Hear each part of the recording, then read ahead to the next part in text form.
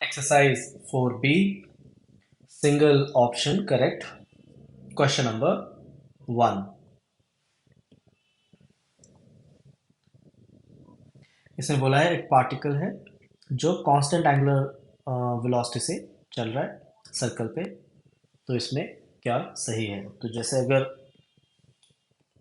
Circle में चल रहा है एक पार्टिकल, तो इसका जो प्रोजेक्शन होगा, जो शैडो होगी, वो एनी ऑफ द डायमीटर पर एसएचएन करेगी। किसी भी डायमीटर पर वो एसएचएन करेगी, चाहे वो,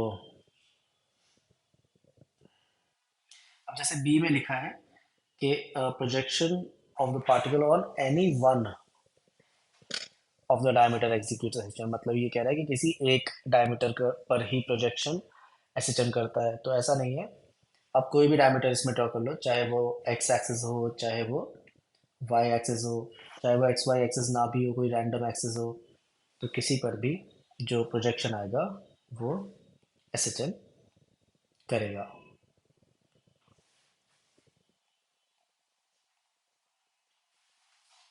ऐसे ऐसे ऑसिलेट करेगा। तो option C. Question number 2,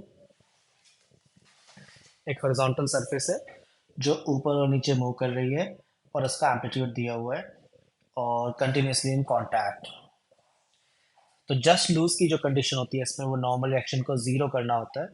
4A में इस तरह के काफ़ी क्वेश्चन थे, उस तरह से आप इसकी पूरी थ्योरी समझ सकते हो। इसमें जो कांटेक्ट जब हम जीरो कर देते हैं, नॉर्मल एक्शन की वैल्यू जीरो डाल देते हैं एक्सट्रीम पॉइंट पर, जस्ट लूजिंग द कांटेक्ट की कंडीशन, और वहाँ से एक लोता फोर्स mg इसको एक्सीलरेशन प्रोवाइड कर रहा होता है। यहाँ पर mm कट जाता है और g is equal to acceleration यानी a ओमेगा स्क्वायर आ जाएगा, और फिर वहाँ पर g की और एक्सेलेरेशन एम्पलीट्यूड की वैल्यू डाल के ओमेगा स्क्वायर आ जाएगा। ओमेगा यहाँ पर 10√10 आ जाएगा, और फिर ओमेगा को 2 पाई इंटू एफ हमने लिख दिया, और यहाँ पर हमने पाई से √10 को कैंसिल किया, तो हमारा फ्रीक्वेंसी आ जाता है 5 हर्ट्ज। क्वेश्चन नंबर 3 में मास दिया है, एक वायर से वो हैंग कर रहा है और उस वायर का एरिया दिया हुआ है। वर्टिकली डाउनवर्ड डायरेक्शन में थोड़ा सा पुल करके छोड़ दिया, यानी अब वो एसएचएम कर रहा है और उसका ओमेगा दिया हुआ है। यंग्स मॉडुलस हमें फाइंड करना है। तो वायर का यंग्स मॉडुलस से उसका स्प्रिंग कांस्टेंट निकालने का तरीका होता है ये फार्मूला YA/L। ये वाला फार्मूला हम यूज़ कर सकते हैं। ओमेगा का हमने यहाँ पर फार्मूला लिख लिया √K/m। ओमेगा की वैल्यू 140 दी हुई है, √K/m उसका फार्मूला लिखा, 140 आगे आया। और K जो जिसको YA/L लिख सकते हैं, उसकी वैल्यू डाल दी, Y और A और लेंथ, लेंथ हमें 1 मीटर दी गई है। फिर नीचे हमने मास रखा 0.1 kg, और इस सबको सॉल्व करके ये आता है, जिसको 140 के साथ इक्वल करके हम n निकाल लेंगे, वो 4 आएगा। क्वेश्चन नंबर 4 में हमें एक u का फंक्शन दिया हुआ है पोटेंशियल एनर्जी का, तो वहाँ से हमें चीज़ें फाइंड करनी है। सबसे पहले तो हम पोटेंशियल एनर्जी का फंक्शन लेके इस फार्मूला से फोर्स निकालेंगे। Negative sign as it is लगाया और u को डिफरेंशिएट किया। डिफरेंशिएट लगाने के लिए हमने चेन रूल का यूज़ किया है। उसके बाद ये सॉल्व करके इस तरह की एक एक्सप्रेशन आ जाती है फोर्स की। इसमें स्टेबल या अनस्टेबल इक्विलिब्रियम चेक करने के लिए पहले तो हम इक्विलिब्रियम चेक कर लें। इक्विलिब्रियम के लिए हम फोर्स को ज़ीरो डालेंगे और x is equal to zero, इसकी एक इक्विलिब्रियम पोजीशन आ जाएगी जब x ज़ीरो है। तो अब हम चेक कर रहे हैं वो स्टेबल है या अनस्टेबल है। तो इसमें अगर x की पॉजिटिव वैल्यू डालें, x की पॉजिटिव वैल्यू डालकर, क्योंकि नेगेटिव साइन पहले से लगा हुआ है, फोर्स की नेगेटिव वैल्यू आएगी, और x की नेगेटिव वैल्यू डालकर फोर्स की पॉजिटिव वैल्यू आएगी। मतलब ये है कि x is equal to zero. अगर यहाँ पर मीन पोजीशन है, तो अगर x पॉजिटिव है तो यहाँ पर फोर्स नेगेटिव यानी टुवर्ड्स इक्विलिब्रियम पोजीशन आ रहा है। सिमिलरली अगर x नेगेटिव है तो फोर्स पॉजिटिव यानी टूवर्ड्स मेन पोजीशन आ रहा है, यानी force is always towards main position, away नहीं लग रहा है। तो जैसे इसमें लिखा हुआ है ए ऑप्शन में, at point away from the origin the particle is in unstable equilibrium. Unstable नहीं है, वो स्टेबल इक्विलिब्रियम है, क्योंकि हमेशा टूवर्ड्स मेन पोजीशन पर वो आने की कोशिश करेगा। बी में लिखा है कि फोर्स अवे है ओरिजिन से, तो नहीं, अवे भी नहीं है। और सी में लिखा है टोटल मैकेनिकल एनर्जी निकालनी, total mechanical energy is k/2, तो फिर उसका मिनिमम काइनेटिक एनर्जी हमें बताना है ओरिजिन पर, मतलब ओरिजिन पर काइनेटिक एनर्जी मिनिमम होगी, ऐसे बोला है। तो क्योंकि ओरिजिन हमारा एक इक्विलिब्रियम, मतलब स्टेबल इक्विलिब्रियम यानी मीन पोजीशन बनती है यहाँ पर, तो मीन पोजीशन पर काइनेटिक एनर्जी हमारी मिनिमम नहीं होती है, मैक्सिमम होती है, तो वो भी नहीं आएगा। यानी डी ऑप्शन इसका सही होगा, जिसमें लिखा है कि स्मॉल डिस्प्लेसमेंट के लिए ये एसिटन है।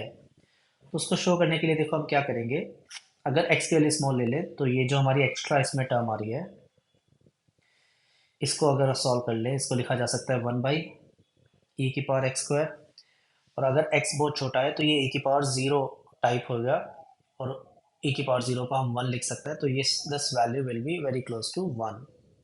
और अगर हम ऐसा करें, उसको 1 लिख दें, तो हमारा फोर्स -2kx आ जाएगा, तो यानी एस एच एम हो जाएगा, force will be proportional to negative of x।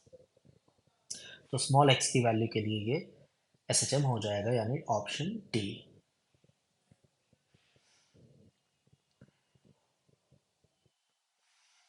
Question number 5।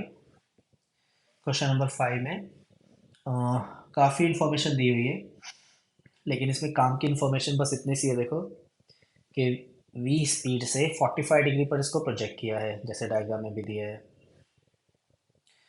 और 1 सेकेंड के बाद वो उसको हिट कर रहा है, यानी 1 सेकेंड में वो ऊपर जाके नीचे आ जाता है, तो इसका टाइम ऑफ फ्लाइट जो है वो 1 सेकेंड है। और टाइम ऑफ फ्लाइट प्रोजेक्टाइल में जो फॉर्मूला होता है वो ये होता है, 2 × u sin θ/g। U sine theta को यू वाई लिख लिया, यानी initial velocity in y axis, और उसकी वैल्यू डाली यहाँ पर, तो 2 एज इट इज़, और वर्टिकल वेलोसिटी यहाँ पर v sin 45 आ जाएगी, sin 45 इज 1/√2, तो ये यहाँ पर g की वैल्यू डाल दी, और इसको सॉल्व करके हमारी v की वैल्यू डायरेक्टली आ जाती है √50, यानी ए ऑप्शन। बाकी इन्फॉर्मेशन की यहाँ पर उतनी ज़रूरत नहीं है।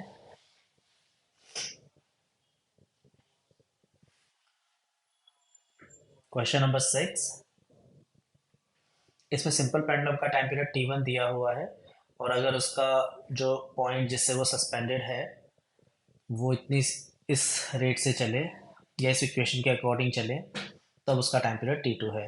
तो देखो होगा क्या, अगर इस तरह से उसका पॉइंट ऑफ प्रोजेक्शन चल रहा है, यानी ये डायग्राम है,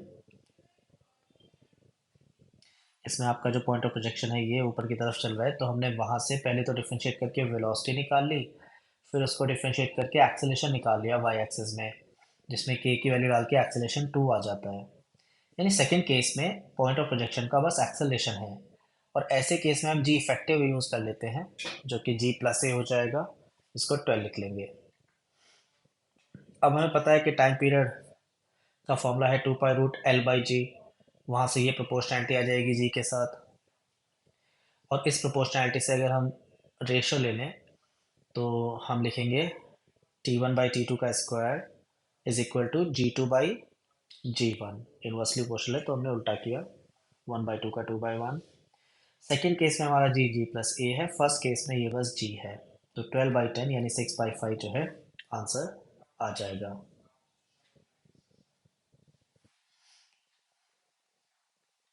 क्वेश्चन नंबर 7, इसमें हमें केस ए में बोला गया है कि disc is not free to rotate about it centre. अगर डिस्क अपने सेंटर के अबाउट रोटेट नहीं कर सकती, मतलब इसको यहाँ से फिक्स करके सेंटर से फिक्स कर रखा है इस वाले पॉइंट पर, तो जो मोशन है वो इस तरह से होगा, सेंटर के अबाउट फ्री नहीं रोटेट नहीं कर सकती, मतलब जो ये वाली लेंथ है, थोड़ी देर में इस तरह से हो जाएगी, थोड़ी देर में इस तरह से हो जाएगी। तो ए पॉइंट किस तरह से मूव कर रहा है, बी किस तरह से कर रहा है, उस पर आप हमें ध्यान देना है। यहाँ पर बी का मोशन इस तरह से रहेगा, ए का इस तरह से रहेगा। They are covering equal angle but not the equal distance. और इसी को थोड़ा और आगे देखें तो इस तरह से ये रोटेट कर रहे होंगे। This rotation is about hinge. यहाँ पर रोटेशन जो है वो हिंज के अबाउट है। सेकेंड केस में हमें बोला गया है कि जो केस बी, उसमें बोला गया disc is free to rotate about it centre. यानी ये कुछ इस तरह का मोशन रहेगा, थोड़ा ध्यान से देखें। अभी इस बार सेंटर पर फिक्स नहीं करा है और सेंटर हमारा इस तरह से मूव करेगा ऑसिलेशन में, और डिस्क सेंटर के अबाउट रोटेट कर सकती है। तो अब ये वाली जो लाइन है ए बी लाइन, वो यहाँ पर वर्टिकल ही हमेशा रहेगी।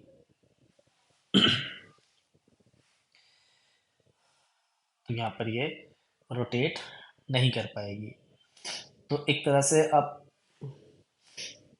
देखो कि जो हमारा सेंटर है, यहाँ पर ये वाला जो मोशन है, इसमें अगर हम ध्यान से देखें तो ए वाला जो पॉइंट है उसका मोशन ये रहेगा। यहाँ पर ए और बी जो है वो इक्वल डिस्टेंस कवर कर रहे होंगे, और सिमिलरली सी भी इक्वल डिस्टेंस कवर करेगा। तो ये एक्चुअली प्योर ट्रांसलेशन यहाँ पर हो जाएगा, और ये वाला प्योर रोटेशन रहेगा। इसमें अगर हम सिर्फ और सिर्फ मोमेंट ऑफ इनर्शिया पे ध्यान दें, तो मोमेंट ऑफ इनर्शिया यहाँ पर क्योंकि रोटेशन हिंज के अबाउट है, तो हमें मोमेंट ऑफ इनर्शिया सेंटर के अबाउट लेकर यहाँ पर शिफ्टिंग करनी पड़ेगी। तो इसलिए मोमेंट ऑफ इनर्शिया जो है वो पहले केस में ज़्यादा आ जाएगा ए केस में। और ओमेगा का अगर फॉर्मूला निकालना हो हमको, तो हम कह सकते हैं जैसे ओमेगा स्क्वायर होता है के बाई एम, रोटेशन वाले में वो के बाई आई लग जाएगा। तो आई जिसका ज़्यादा है उसका ओमेगा कम आएगा, यानी ए केस का ओमेगा कम आएगा। तो ऑप्शन डी इसमें बनेगा, ऑप्शन सी नहीं बनेगा। जहाँ तक बात है रीस्टोरिंग टॉर्क की, तो रीस्टोरिंग टॉर्क दोनों में ग्रेविटी की वजह से रहेगा, तो वो दोनों ही केसेस में सेम आएगा। रीस्टोरिंग टॉर्क तो दोनों ही केस में ग्रेविटी की वजह से रहेगा।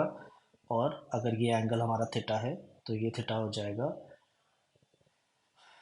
और ये वाली डिस्टेंस हमारी एल साइन थीटा आ जाएगी। तो ये हमारा रहेगा यहाँ पर टॉर्क, दोनों ही केस में सेम।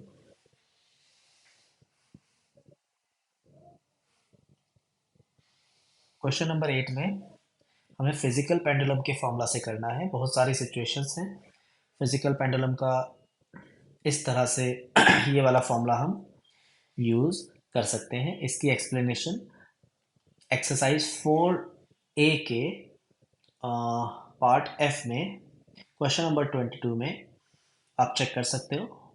वहाँ पर एक्सप्लेन किया है कि ये फॉर्मूला किस केस में लगता है और किस तरह से ये आता है। इसी फॉर्मूला से हम अप्रोच करेंगे। तो जैसे ए पार्ट में हमको मीटर स्टिक बोला हुआ है, इस तरह का डायग्राम है। एक मीटर स्टिक है, इसकी टोटल लेंथ 100 सेंटीमीटर है, और सेंटर ऑफ मास से एज की डिस्टेंस यहाँ पर ये टोटल 50 सेंटीमीटर है, और 20 सेंटीमीटर पर यहाँ पर हिंजिंग है।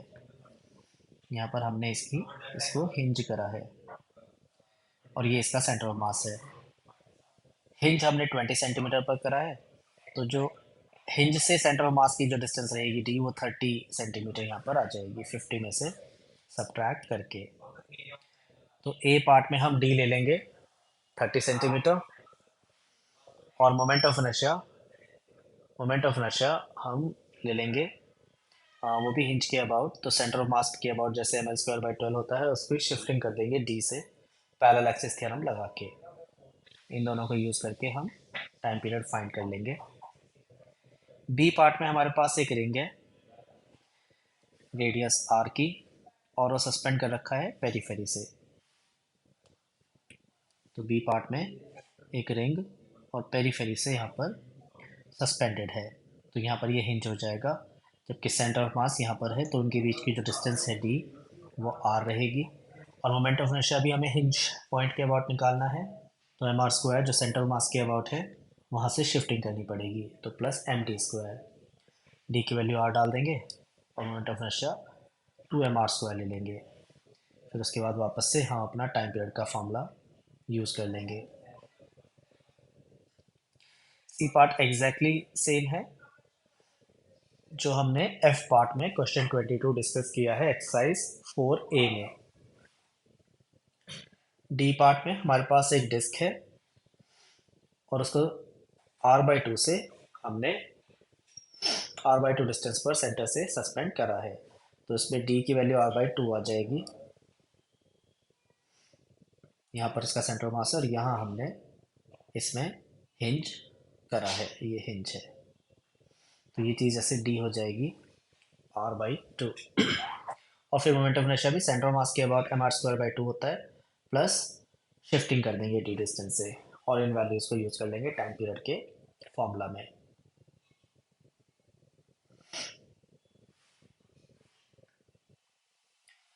क्वेश्चन नंबर 9 में एक डिस्क है, radius r is to be suspended through a small hole made in the disk.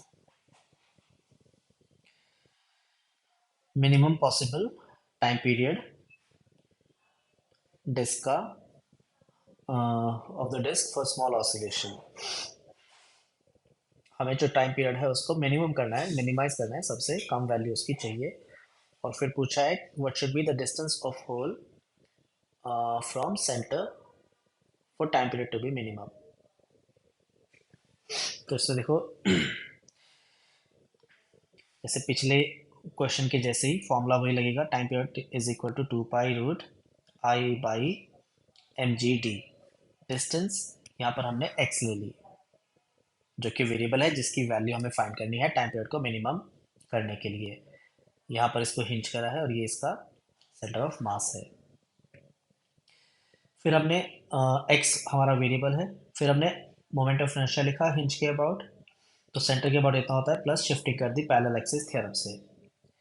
और अब टाइम पीरियड को मिनिमाइज करना है। टाइम पीरियड को मिनिमम होने के लिए देखो 2π तो कांस्टेंट है इसमें, इस एक्सप्रेशन में, तो जो ये अंदर वाली जितनी भी चीज़ है इसको मिनिमाइज करना है। जब ये सबसे कम होएगी तभी टाइम पीरियड सबसे कम आएगा। तो अंदर वाली जो भी चीज़ है हमने उसको रूट के अंदर जो भी है उसको एक z मान लिया और हमने उसको मिनिमाइज किया z को x के साथ। तो dz/dx को डिफ्रेंशिएट करके ज़ीरो के हमने इक्वल डाला है। डिफ्रेंशिएशन हमने क्वोशेंट जो रूल होता है डिवीजन रूल उससे किया है, आप चेक कर लो। और डिफ्रेंशिएट करके उसको ज़ीरो डाल के हमारा एक्सप्रेशन आ जाता है, x की वैल्यू आ जाती है। अब यही जो वैल्यू है x की r/√2, इसी को वापस से आप टाइम पीरियड के एक्सप्रेशन में पुट कर दो तो आपका मिनिमम टाइम पीरियड भी आ जाएगा।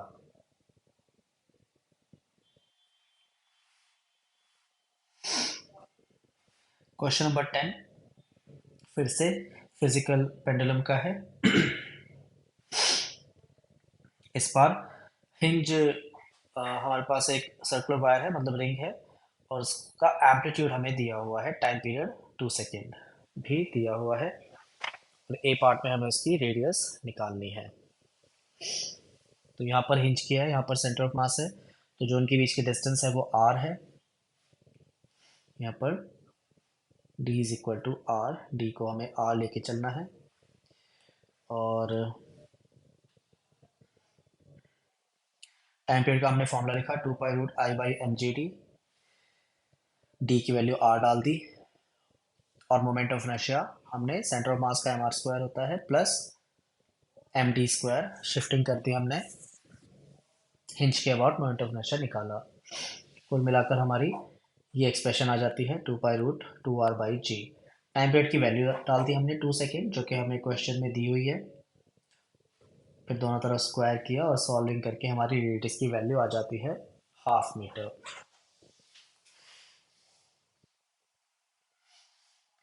यहाँ पर हमने π² को g से कैंसिल किया।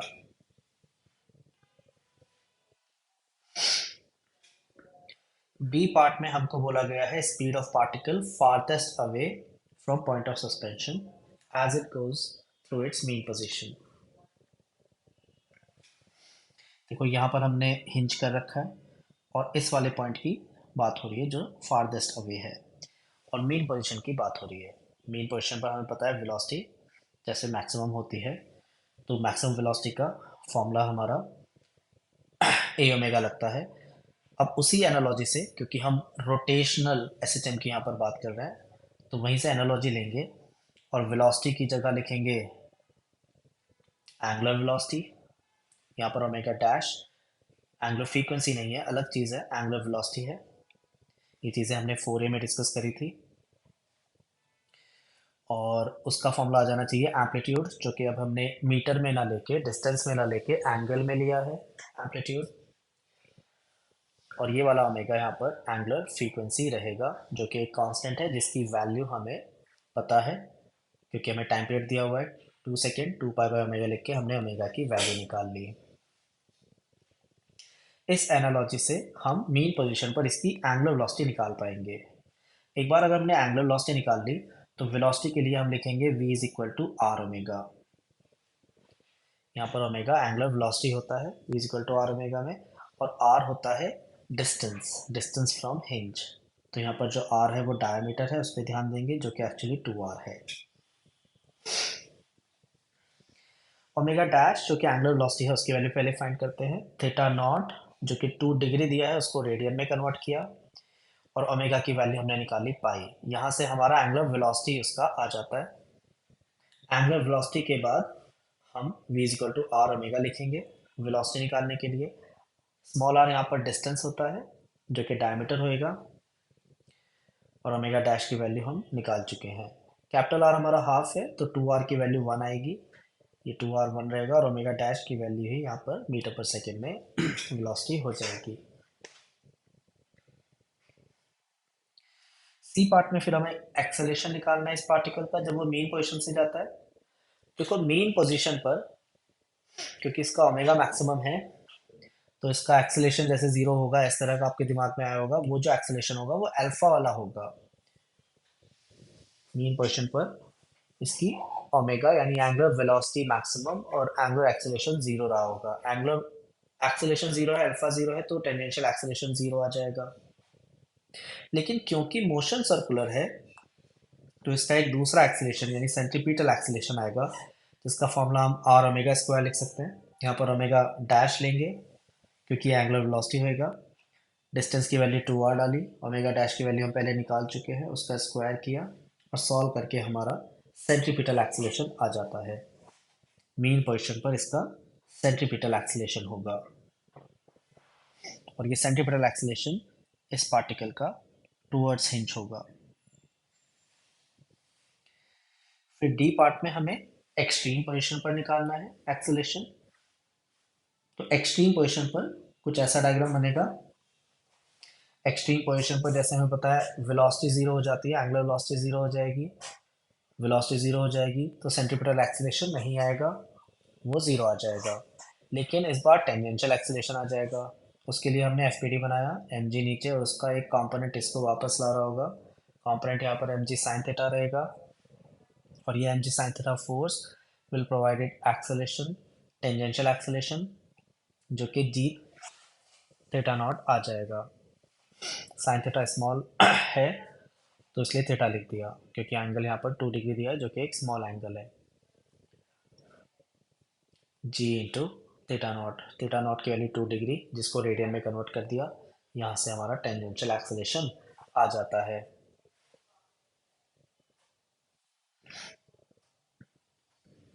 क्वेश्चन 11 में हमारे पास एक हाफ रिंग है, ये भी फिजिकल पेंडुलम से रिलेटेड है क्वेश्चन। इसमें ध्यान देंगे कि जो पोजीशन गिवन है ये एक्चुअली इक्विलिब्रियम पोजीशन नहीं रहेगी। तो इक्विलिब्रियम पोजीशन इसकी तब आएगी जब इसका जो सेंटर ऑफ मास होगा, इसका सेंटर ऑफ मास एक बार देखते हैं। जैसे ये तो होता है ज्योमेट्रिकल सेंटर, पूरे सर्कल अगर इमेजिन करें उसका ज्योमेट्रिकल सेंटर, ठीक है। यहाँ से अगर मैं ऐसे लाइन ड्रॉ करूँ सिमेट्रिकल लाइन, तो इस पर आता है इसका सेंटर ऑफ मास, जो कि 2r/पाई होगा, 2r/पाई डिस्टेंस पर होता है। यहाँ पर लगेगा mg, जो कि हिंज से नहीं जाएगी mg की लाइन, इसका मतलब यहाँ पर टॉर्क आएगा, और टॉर्क आएगा तो ये वापस अपनी इक्विलिब्रियम पोजीशन में आने की कोशिश करेगा। वो इक्विलिब्रियम पोजीशन में तब आएगा जब ये वाली लाइन जो हिंज और सेंटर ऑफ मास को जॉइन कर रही है, जब ये वाली लाइन वर्टिकल हो जाएगी। तो वो वाला डायग्राम यहाँ पर ड्रॉ किया हुआ है, आप इसको ध्यान से देखो। जब हिंज और सेंटर ऑफ मास वाली लाइन वर्टिकल हो जाएगी, और हिंज से सेंटर ऑफ मास वाली जो लाइन है उसी को ही हमने डिस्टेंस डी बोला है। फिर ये वाली चीज़ जैसे रेडियस है और ये वाली चीज़ 2r/पाई है, यहाँ पर ये बन जाता है हमारा एक राइट एंगल ट्रायंगल। इस राइट एंगल ट्रायंगल में हमने पाइथागोरस लगा दी, पाइथागोरस की इक्वेशन लिखी, और यहाँ से हम d की वैल्यू निकाल सकते हैं। फिर हमने वही d टाइम पीरियड के फॉर्मूला में डाला। हमें इस क्वेश्चन में फ्रीक्वेंसी निकालनी है जो 1/टाइम पीरियड है, यानी टाइम पीरियड को उल्टा किया, और mg/d/i अब ये आ जाएगा। mg एज इट इज़ लिखा, d की वैल्यू हमने यहाँ से डाली, तो d की जो वैल्यू आएगी तो रूट लेने के बाद आएगी। r हमने कॉमन ले लिया, r² कॉमन लिया, चलो तो ये आएगा 1+4/पाई²। ये d² की वैल्यू आ जाएगी। फिर इसका रूट लेके हमने d की वैल्यू जो है वो यहाँ पर डाल दी, r इंटू 1+4/पाई² का अंडर रूट, यानी पावर हाफ। फिर नीचे अब moment of inertia, moment of inertia चाहिए। मोमेंट ऑफ इनर्शिया मुझे इस रिंग का चाहिए अबाउट हिंज। तो उसके लिए मैं ऐसा मान सकता हूँ, आसान तरीका उसका ये रहेगा मोमेंट ऑफ इनर्शिया निकालने का, कि लेट से ये पूरी रिंग है। अब पूरी रिंग का मास मुझे 2m लेना पड़ेगा, है ना। और उसका इसके अबाउट मुझे मोमेंट ऑफ इनर्शिया पता है, वो रहेगा 2m इंटू r²। प्लस अब मैं शिफ्टिंग करूँगा हिंज पर, तो वो मुझे 2m मास की r डिस्टेंस से करनी पड़ेगी। तो कुल मिलाकर ये 4m r² आएगा पूरी रिंग का। लेकिन मुझे पता है कि मुझे आधी रिंग का चाहिए, तो लेट से आधी रिंग का आई है तो पूरी रिंग का 2i होना चाहिए। तो ऐसे करके i की वैल्यू हमारी 2mr² आ जाएगी, और वही i की वैल्यू हम यहाँ पर डाल सकते हैं, 2mr²। फिर इसको सॉल्व करके हमारी फ्रीक्वेंसी आ जाती है।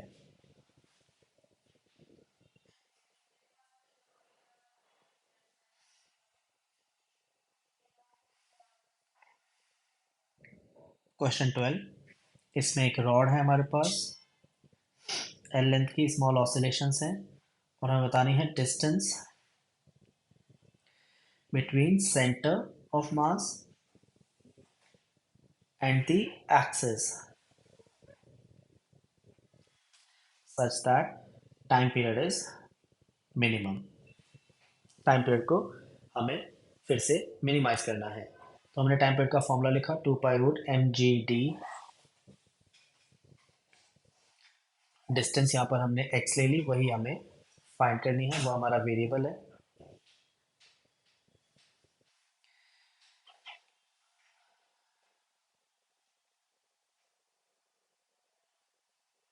इसका सेंटर ऑफ मास है, यहाँ हिंजिंग करिए, और ये x हमारा वेरिएबल है। x की वैल्यू निकालनी है so that time period is minimum.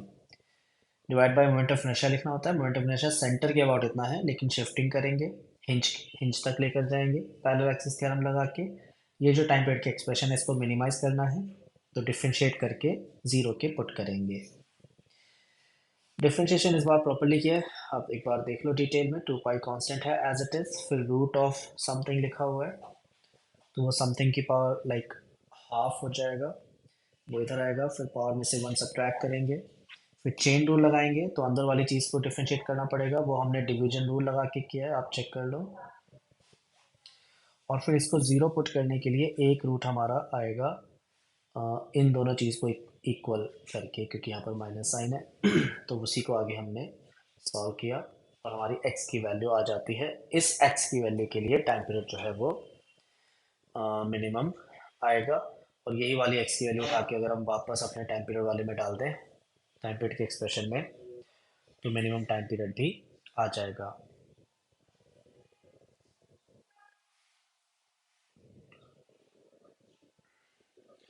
Question number 13 में सॉलिड स्फीयर का मास दिया हुआ है, रेडियस दी हुई है, तो उसका मोमेंट ऑफ इनर्शिया हमने पहले निकाल लिया 2/5 mr² से। 2/5 मास 25, रेडियस जो है वो 20 सेंटीमीटर है, तो मीटर में 0.2 लिखा, उसका स्क्वायर 0.2 का स्क्वायर होता है 0.04, जिसको 4/100 लिखा। फिर हमने 25 को भी 100/4 लिख लिया, और ये करके 2/5 इसका मोमेंट ऑफ इनर्शिया आ जाएगा, 2/5 यानी 0.4। फिर आगे उसको हमने किसी एक जगह हिंज किया x डिस्टेंस पर, और जो टॉर्क की वैल्यू है वो हमें दी गई है, थीटा की वैल्यू दी गई है। रीस्टोरिंग टॉर्क है, तो उसको हमने k थीटा लिख दिया। SHM में टॉर्क प्रोपोर्शनल टू थीटा होता है, और यहाँ से करके टॉर्क की वैल्यू हमें दी गई है, एंगल की वैल्यू दी गई है रेडियन में, वहाँ से करके हमारा k आ गया। फिर हमने टाइम पीरियड की एक्सप्रेशन लिखी 2π√I/k। आई हमने अलग से निकाला, k अलग से निकाला, और सॉल्व करके हमारा टाइम पीरियड आ गया।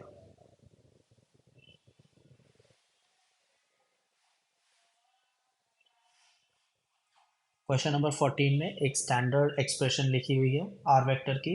इसमें x की value a cos omega t और y की value a sin omega t आ जाएगी, और यहाँ से हमें x और y में रिलेशन निकालना आता है। पहली एक्सप्रेशन से cos ओमेगा टी निकालते हैं जो कि x/a आता है, दूसरे से sin ओमेगा टी निकालते हैं जो कि y/a आता है, दोनों का स्क्वायर करके ऐड करके 1 आ जाएगा। cos square theta plus sine square theta is equal to 1 expression हमने यहाँ पर लगाई है, और ये एक्सप्रेशन एक सर्कल की आ जाती है।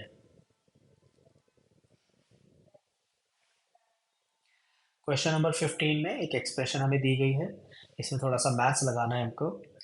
तो 4 हमने साइड में लिखा, और cos स्क्वायर थीटा का एक्सप्रेशन लिखा। cos square theta can be written as 1 plus cos 2 थीटा डिवाइड बाई 2। तो 1 प्लस cos 2 थीटा, थीटा यहाँ पर 0.5t था, उसका डबल 1t बन जाएगा बाई 2। साइड में साइन 1000t लिखा है। फिर इसको आगे सॉल्व किया तो 4 और 2 हमारा कैंसिल होके 2 रहेगा, फिर ब्रैकेट ओपन किया तो we will get this plus this, और यहाँ पर हमने 2 साइन ए कॉस बी की एक्सप्रेशन लगाई तो हमें ये मिल जाता है।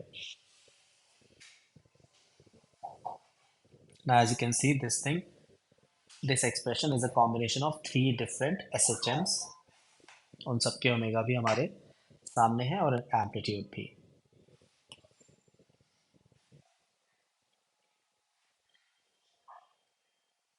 क्वेश्चन नंबर 16, इस बार हमारे पास 3 SHMs हैं, सेम एक्सिस पर हैं, सेम डायरेक्शन में, लेकिन अच्छा एम्पलीट्यूड उनके सेम है, उनका टाइम पीरियड भी सेम है यानी ओमेगा सेम है, उनको सुपर इम्पोज किया, लेकिन उनमें फेज अलग है।